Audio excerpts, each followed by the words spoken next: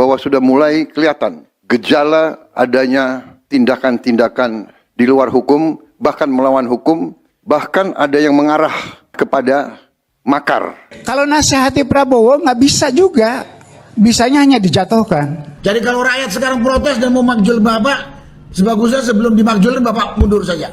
Mundur saja, lebih terhormat. Jadi kalau ada upaya-upaya yang mengatakan statement makjulkan, pecat, berhentikan, turunkan, gulingkan, saya pikir itu adalah makar terhadap pemerintahan yang sah dan makar terhadap pilihan rakyat. Ada pemerintah yang dinilai tidak baik, gantilah pemerintah itu, ada mekanismenya. Bisa melalui pemilihan umum, melalui impeachment. Prosedur yang formal impeachment seperti itu tidak akan jalan. Bisa nggak kita mengkonsolidasikan diri untuk menjatuhkan Prabowo? Ya kalau kita bicara Indonesia, yang bisa menghentikan teror itu adalah tumbangnya Prabowo. Nggak ada pilihan lain. Kritikan-kritikan akhir-akhir ini sudah bersifat provokatif.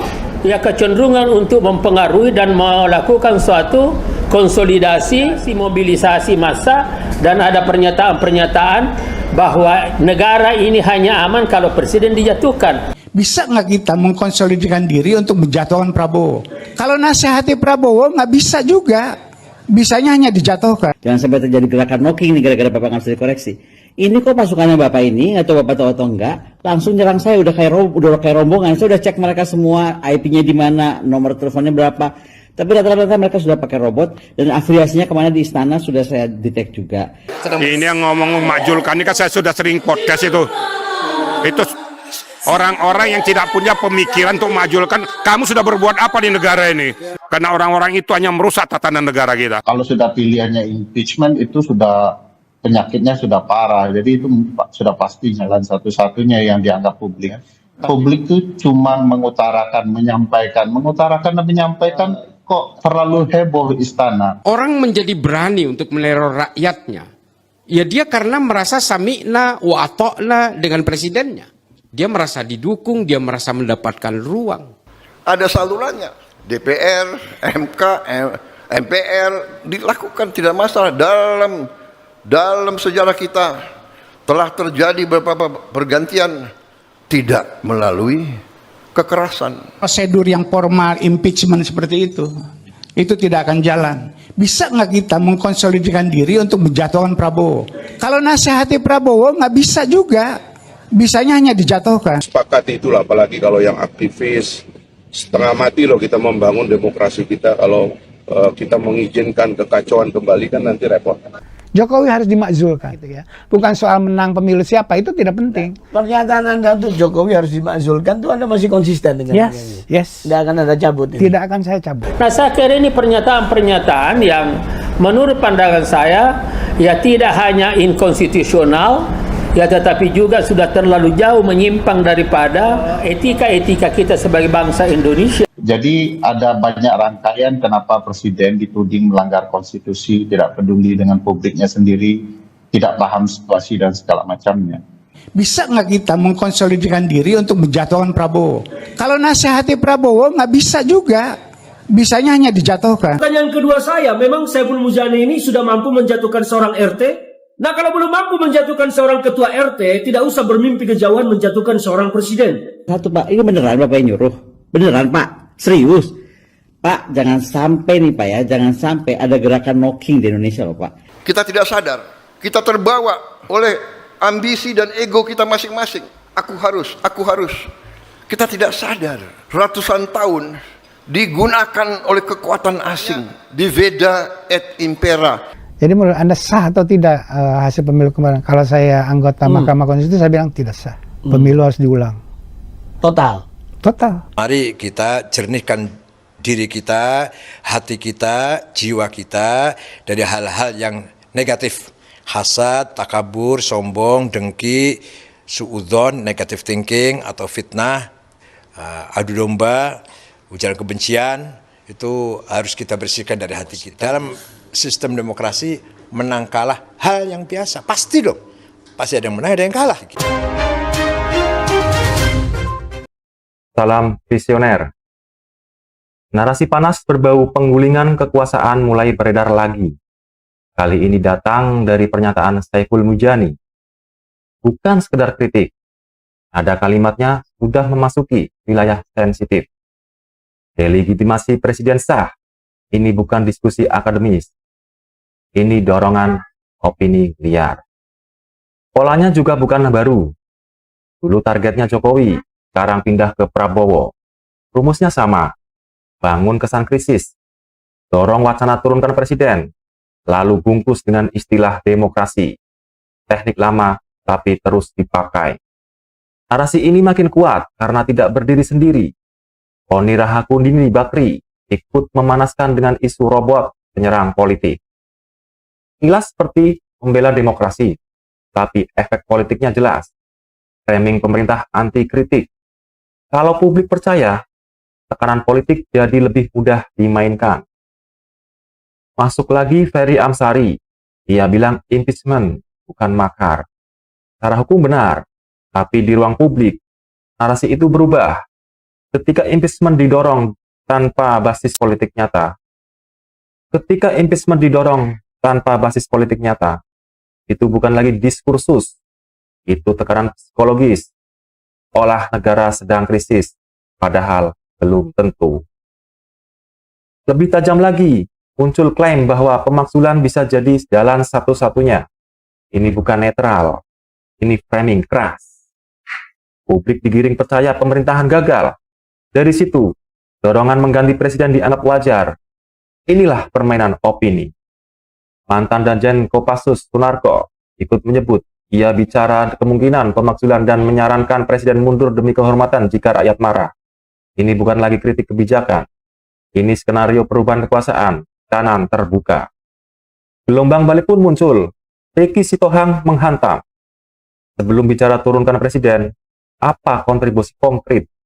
Kritik pedas, intinya jelas. Elit sibuk membangun narasi, bukan solusi. Said Akil Siroj mengingatkan stabilitas. Demokrasi bukan cuma hak mengkritik, tapi tanggung jawab menjaga persatuan. Kritik tanpa tanggung jawab bisa berubah jadi provokasi. Ferdinand Huta Heian lebih tegas. Menurutnya, diksi, turunkan, gulingkan, paksulkan terhadap presiden sah adalah bentuk makar politik. Garis merah demokrasi, kritik boleh, delegitimasi tidak. Dan di tengah riuh ini, Prabowo langsung pasang garis tegas. Kedaulatan di tangan rakyat.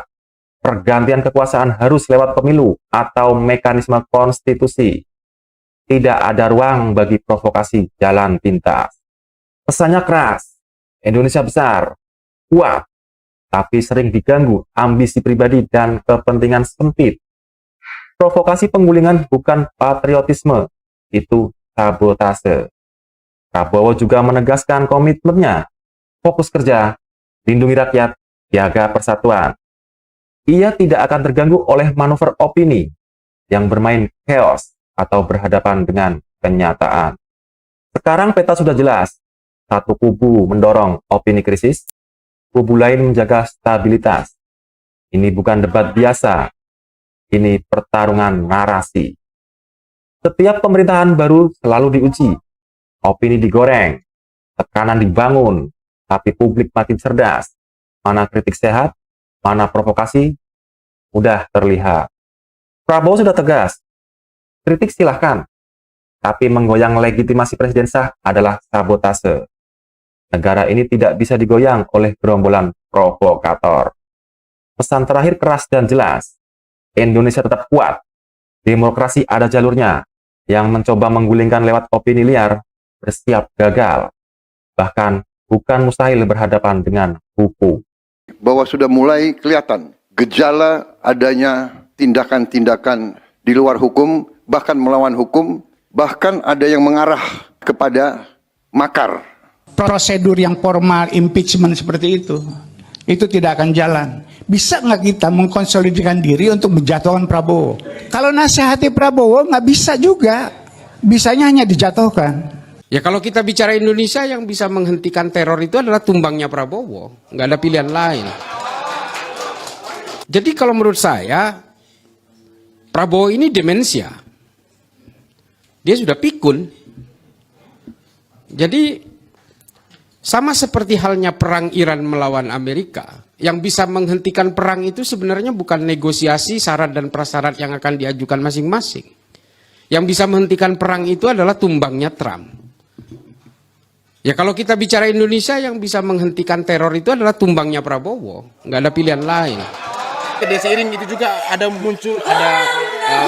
video yang beredar bahwa ada upaya untuk memakzulkan Pak Prabowo. Apakah ini ada keterkaitan dengan isu yang sedang... Ini yang ngomong memakzulkan ini kan saya sudah sering podcast itu. Itu orang-orang yang tidak punya pemikiran untuk memakzulkan. Kamu sudah berbuat apa di negara ini? Kok berani-beraninya kau memakzulkan daripada Pak Prabowo? Pak Prabowo udah capek. Sementara kamu apa yang sudah kau buat kepada negara ini? Jangan merusak tatanan negara karena kepentingan pribadi, kelompok maupun golongan. Dukung terus Pak Prabowo. Lanjutkan perjuangannya, jangan terkontaminasi. Karena orang-orang itu hanya merusak tatanan negara kita. Itu mungkin. Berarti konspirasinya belakang itu nggak benar ya Pak Jenderal ya? Gak usah didengerin. Biar aja roda pemerintah berjalan dengan baik. Ya. Prabowo berjalan, berikan kesempatan kepada Prabowo untuk melaksanakan tugasnya sampai selesai 2029. Itu aja mungkin. Pada Presiden Prabowo, sadar Pak, Bapak mewakili bangsa, bukan mewakili pribadi dan kelompok Bapak. Jadi kalau rakyat sekarang protes dan mau makjul Bapak, sebagusnya sebelum dimakjulin Bapak mundur saja. Mundur saja, lebih terhormat. Kita selalu berpegang teguh kepada konsensus-konsensus besar. Kita telah memilih bernegara secara demokrasi. Demokrasi, kedaulatan di tangan rakyat. Tidak ada masalah. Kalau ada pemerintah yang dinilai tidak baik, ya gantilah pemerintah itu, ada mekanismenya. Dengan baik, dengan damai, bisa melalui pemilihan umum, tidak ada masalah. Bisa juga melalui impeachment, tidak ada masalah. Tapi impeachment ya melalui saluran, ada salurannya. DPR, MK, MPR dilakukan, tidak masalah.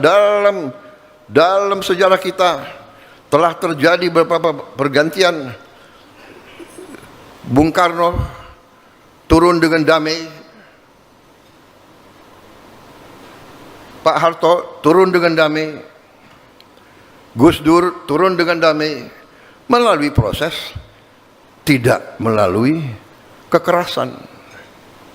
Jadi saudara-saudara, percayalah kepada sistem yang telah dibangun oleh pendiri-pendiri bangsa kita. Pak Presiden, ini aku cuma ngasih tahu Pak ya, aku tuh udah cek soalnya, yang nyerang aku tuh bukan buzzer biasa, udah robot, udah mesin. Jadi blastingnya tuh cepat sekali. Dengan terus memberi tag aku tuh seolah-olah Profesor Hoax. Gini Pak Presiden, saya tuh perhatiin, setiap saya tuh memberi masukan untuk Bapak atau koreksi Bapak, boleh dong Presiden dikoreksi, memangnya Bapak raja, kan Bapak knocking Pak. Jangan sampai terjadi gerakan knocking nih gara-gara Bapak nggak bisa dikoreksi. Ini kok pasukannya Bapak ini, atau Bapak tahu atau enggak, langsung nyerang saya, udah kayak rombongan. Saya udah cek mereka semua, IP-nya di mana, nomor teleponnya berapa. Tapi rata-rata mereka sudah pakai robot, dan afiliasinya kemana di istana sudah saya detect juga. Jadi pertanyaan saya cuma satu Pak, ini beneran Bapak yang nyuruh? Beneran Pak? Serius? Pak, jangan sampai nih Pak ya, jangan sampai ada gerakan knocking di Indonesia loh Pak. Bapak itu presiden Pak, dipilih rakyat. Jadi kalau ada orang beri masukan, apalagi guru besar, apalagi akademisi gitu ya Pak ya. Beneran ya Pak, bukan mendadak akademisi. Ups, gitu. Maaf ya, soalnya ada tuh Pak, mendadak akademisi, mendadak aja gitu tiba-tiba. Nah, jadi Pak, sekali lagi, tolong dikoreksi Pak kalau anak buahnya kayak gitu. Waras ya, Indonesia tuh negara hukum, negara demokrasi, bukan raja-rajaan nih. Kecuali Bapak raja, Buna tuh ibu raja gitu. Oke deh, boleh gitu-gituan Pak. Itu aja Pak Prabowo. Ya, jadi pasukan Bapak ada liar. Dah. Kalau semua orang boleh mengizinkan terjadinya tindakan konstitusional, ya negara kita lagi kayak begini, dunia lagi kacau, kita lagi memerlukan kesepahaman dan kesepakatan, harusnya kita bicara dalam wadah konstitusional. Dan dalam sistem konstitusi kita, presiden itu bukan satu-satunya. Ada cabang-cabang kekuasaan yang lain yang juga bisa ditagih sebagai bagian daripada tanggung jawab kolektif negara kepada masyarakat. Itu saya kira kawan-kawan itu sepakati itulah, apalagi kalau yang aktivis. Setengah mati loh kita membangun demokrasi kita, kalau kita mengizinkan kekacauan kembali kan nanti repot. Apalagi kalau kita bicara Pak Prabowo, tentu tidak ada niatnya yang tidak baik. Semua ini kan untuk masyarakat. Prosedur yang formal impeachment seperti itu tidak akan jalan. Bisa nggak kita mengkonsolidasikan diri untuk menjatuhkan Prabowo? Kalau nasihati Prabowo nggak bisa juga, bisanya hanya dijatuhkan. Secara konseptual bisa menjadi satu masukan bagi kita, baru kemudian mengambil langkah-langkah yang provokatif. Nah, oleh karena itu pikiran-pikiran yang berkembang bahwa ada suatu mobilisasi untuk menjatuhkan presiden, ya meskipun misalkan sahabat saya Saiful Mujani sudah mengklarifikasi, tetapi sekali lagi demokratisasi itu tidak identik dengan kebebasan. Karena demokratisasi itu tetap terikat oleh komitmen-komitmen kebangsaan. Ya, demokratisasi itu tetap terikat oleh azas. Ada azas yang mengikat kita, ada aturan, bukan kebebasan. Kemudian demokratisasi itu juga tetap harus rasional, tidak emosional. Nah juga tetap pada koridor yang ada. Kalau memang misalkan kita belum puas kepada pemerintahan yang ada, ya kita kritisi, tetapi kritikan yang kita berikan itu adalah faktual, objektif, dan solutif. Nah, ini yang harus bukan provokatif. Nah, saya melihat kritikan-kritikan akhir-akhir ini sudah bersifat provokatif. Bahkan lebih daripada itu, ya kecenderungan untuk mempengaruhi dan melakukan suatu konsolidasi, ya sosial konsolidasi, mobilisasi massa, dan ada pernyataan-pernyataan bahwa negara ini hanya aman kalau presiden dijatuhkan. Nah, saya kira ini pernyataan-pernyataan yang menurut pandangan saya ya tidak hanya inkonstitusional, ya tetapi juga sudah terlalu jauh menyimpang daripada etika-etika kita sebagai bangsa Indonesia. Ya, dengan segala hormat harus saya katakan begini, karena memang kita kan diajarkan oleh buku-buku Fukuyama, The Origin of Political Order. Kalau kita bicara tentang teror, ini mohon maaf saya tidak menjebak teman-teman untuk makar, enggak. Tapi memang kalau kita bicara tentang konsepnya Fukuyama, kalau kita tahu kepala Bais mundur atas teror kepada Andri Yunus dan seterusnya, kalau kita bicara tentang the origin of political order, ya seharusnya memang political order itu the originnya adalah presiden sendiri. Orang menjadi berani untuk meneror rakyatnya, ya dia karena merasa sami'na wa ato'na dengan presidennya. Dia merasa didukung, dia merasa mendapatkan ruang. Ya hari ini kan memang negara ini dikepung oleh tentaranya sendiri. Banyak sekali orang-orang yang merasa menjadi pahlawan ketika dia bisa mampu teriak, makzulkan, berhentikan, pecat. Dan lucunya aktivis-aktivis seperti ini banyak yang merasa sudah menjadi pahlawan, padahal hanya teriak-teriak di grup WhatsApp ke grup WhatsApp. Banyak yang begitu. Nah, Saiful Mujani ini berpidato tentang mengkonsolidasikan diri, mengkonsolidasikan kekuatan untuk menjatuhkan Prabowo, bukan melalui jalur impeachment yang secara konstitusional dalam ketatanegaraan kita. Tetapi Saiful Mujani menginginkan sebuah gerakan masyarakat menjatuhkan Prabowo. Pertanyaan saya, Saiful Mujani ini punya pengikut berapa orang sih? Ya, sebenarnya apa yang mendorong atau jadi latar belakang para pengamat saat itu berkumpul di Halal Bihalal sampai menyebutkan beberapa kritik sampai ada kesimpulan impeachment dan juga menurunkan Presiden Prabowo? Ya, tentu karena presiden dianggap melanggar konstitusi ya. Kalau bicara konteks yang dijelaskan oleh Pak Markus dengan baik tadi, misalnya kondisi global ya, presiden itu perlu dicatat itu melanggar ketentuan pasal 11 Undang-Undang Dasar 45. Sebelum pergi menyetujui BOP harus minta persetujuan DPR terlebih dahulu. Dan kita tidak pernah mendengar DPR mengkritik presiden juga sebagai mekanisme cabang penyeimbang.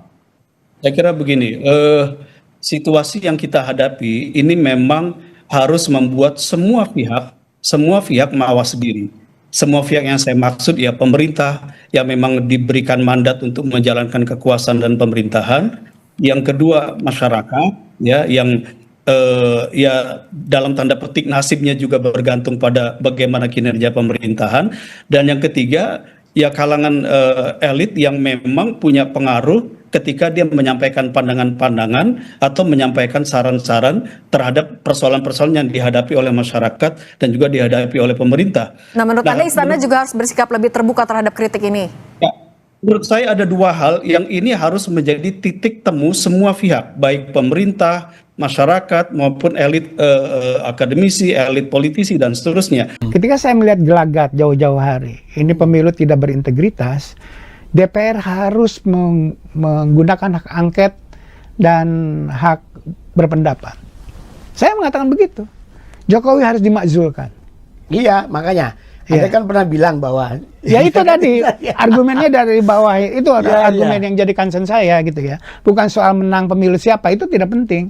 Nah, yang paling utama adalah bagaimana integritas pemilu harus dijaga.